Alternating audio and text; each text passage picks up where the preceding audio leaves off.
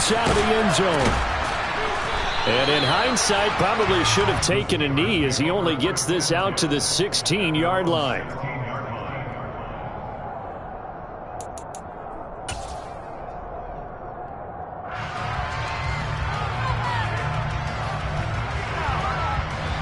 The Steeler offense here about ready for their next drive.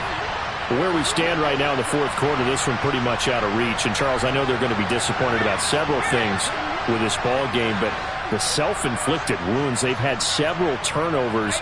You would have to think that's going to be something they're going to discuss heavily in the film session in the coming days. You're absolutely right about that, partner, because they're going to have to sit in that film room and watch every error that they made and figure out how to not do it in the future. And mentally, I think a lot of the guys are already starting to think about, okay, how do we put this behind us and get better for the next time out?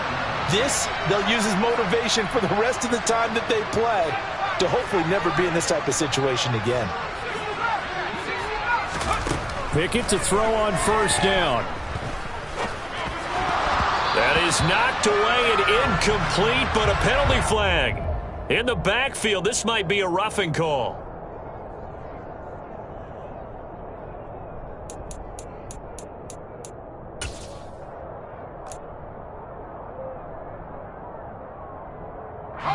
After the penalty, a fresh set of downs. It's 1st and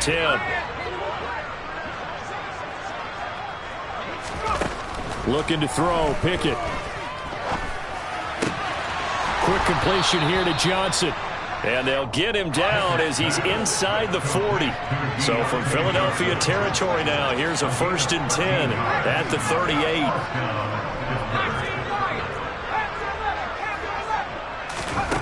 1st and 10, here's Pickett. Oh, he was hit as he threw it there, and that one winds up incomplete. And that's another play that's painted the picture of this game overall. It's been a blowout. It's been continually fueled by big turnovers and stops for one side and an inability to advance the ball from the other.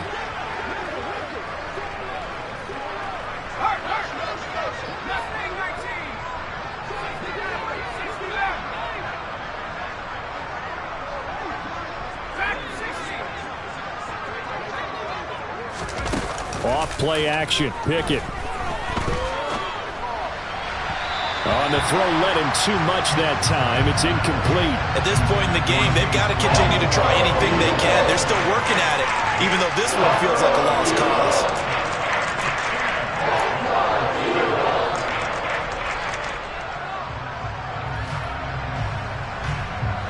So back-to-back incompletions, and that has him staring at a 3rd and 10.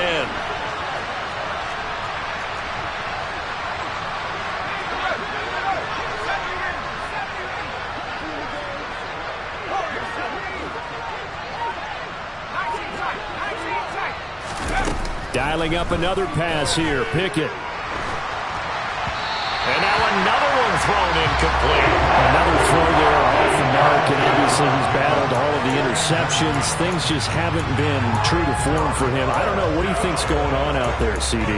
That's a great question, and my suspicion is he's been coached really well to not show that he's having a problem. You know, they always tell you no matter what, you keep throwing the football with confidence. Well, we're not seeing a confident thrower right now. He's off balance, the passing game's off balance, and the defense is taking advantage. So they hadn't called on him at all until this point, but he comes through here and buries one from long range. Yeah, that's awfully impressive because usually kickers like to get that first one out of their system in the first quarter, sort of get them into the flow of the game, but to come in this late and knock it down from long distance, give him a lot of credit. The Eagles offense set to begin their next drive. And it would appear that the open week a week ago came just at the right time as they have dominated the proceedings here into this fourth quarter.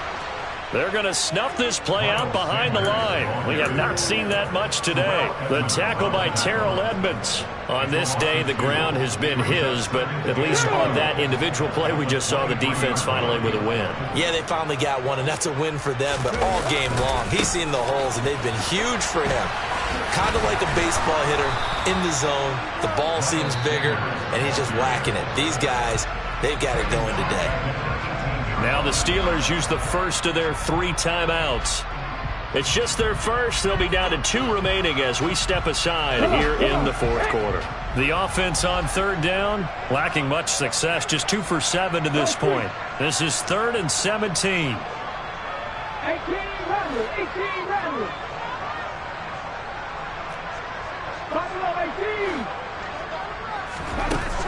Here's Hurts to throw. He's got a man complete. And take this to the other side of midfield before going out of bounds. How about that? They weather the storm of a 3rd and 17 to pick up the first. No let up in this passing game. They've been a well-oiled machine throughout. And actually saw a few guys on the sidelines at the end of the third quarter doing the old hold up 4 fingers college sign, meaning the fourth quarter is ours. And they certainly weren't kidding. On 1st and 10, it's Hurts. And one more time, that's Watkins. And he'll get this one down near the 20-yard line, just shy of the 20. Back-to-back receptions for him, and it's another first down.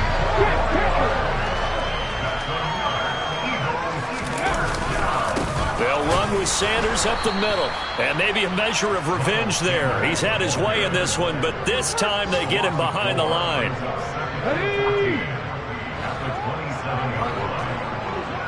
Just 2 minutes remaining here in the fourth quarter of what has been a one-sided affair. So it's Eagle football here as we get you reset. They've got a second down now as they look to salt this one away. Second down, back to Sanders. And for one of the few times here today, this run's not going to go anywhere.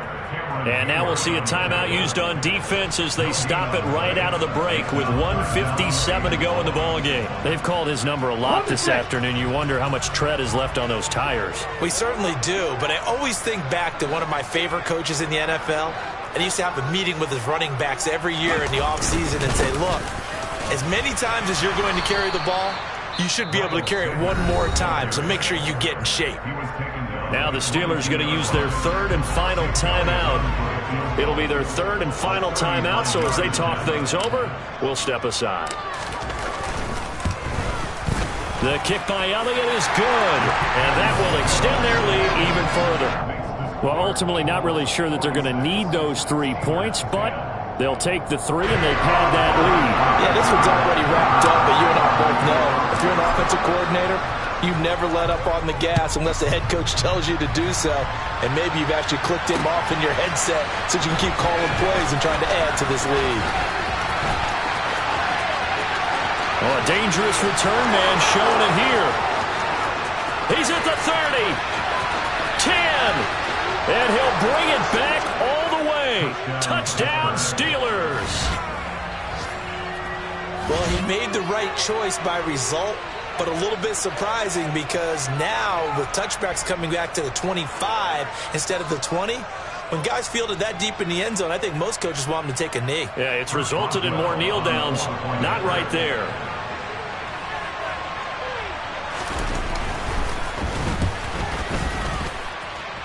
Extra point put through by Boswell as they make the score just a slight bit more respectable here in the final quarter of play.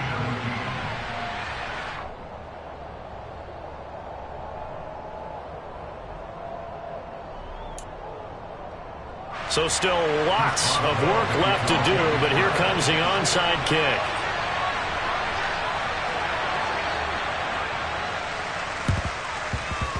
And the Eagles dodge a bullet. They cover it up. And he'll go down inside the 45 before going out of bounds. Well, CD, you understand. I mean, they're so eager trying to get back in this game here in the fourth quarter, but they touched that one a little too early before it went 10 yards. Brandon, in such a high-stakes scenario, everyone's feeling the pressure on this play. The special teams coordinator, which one is he going to pick in terms of kicks? Can the kicker execute it? Can the team wait for 10 yards?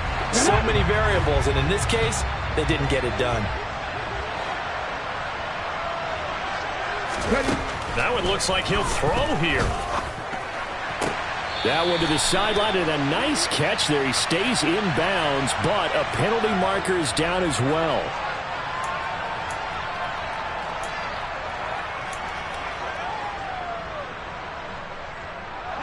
So the yellow flag came out, and that leads to a new set of downs for this offense. 1st and 10.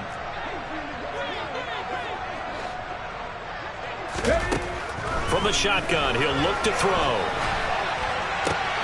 And Hurts is intercepted, his 3rd of the game. Xavier Rhodes with a pick. And a great return as he gets this all the way down close to the 30-yard line. Well, when I saw the pressure coming at him, that just looked problematic. Hit him as he threw it, and the interception ensued. Let me pay homage to the man who stood in this spot before. He always talked about how much pressure is in the face of a guy, and can he step into a throw. And when you can't do that, oftentimes interceptions result. From the 32 now, here's 1st and 10.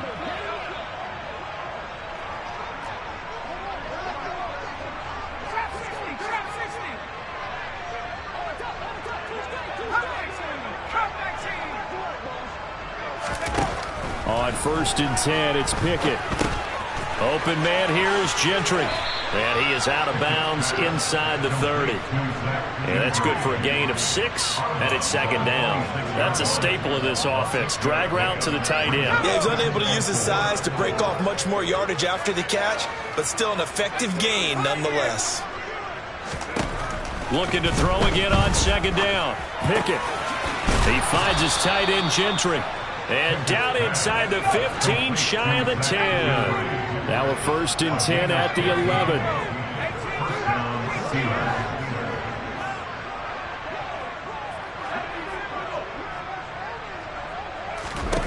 Back to throw, Pickett. And that is caught. Well, they're going to see this one to the end. They get a score, but pretty much an exercise in futility right now. Still down big. Coaches must really like to see that from the quarterback because he's had the interceptions in this game, but they're able to connect on the touchdown pass. And teammates love to see that because they know that they miss blocks during a game, but they come back and make them later on. They miss tackles, right? They miss making plays, but the spotlight is magnified on your quarterback. And when he stands up to the pressure and comes back and throws a touchdown pass after throwing some picks earlier, they feel great about that guy. And likewise for him personally, as a rookie quarterback, has to give him more confidence. And the Eagles hands team able to cover it up.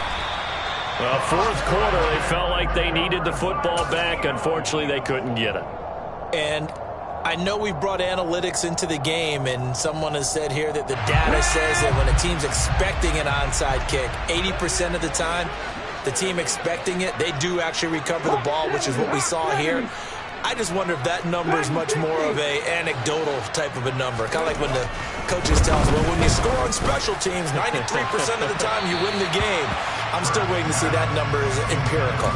They take a shot downfield there, but it winds up falling incomplete. I think it's fairly safe to call this game over, but they're still trying to bomb it downfield and add to their lead. Almost makes you start to feel for the defense and root for them a little bit, too. It's a 2nd down run with Sanders. 5 yards. Now it's 3rd and 5. The Eagles going to take the first of their timeouts.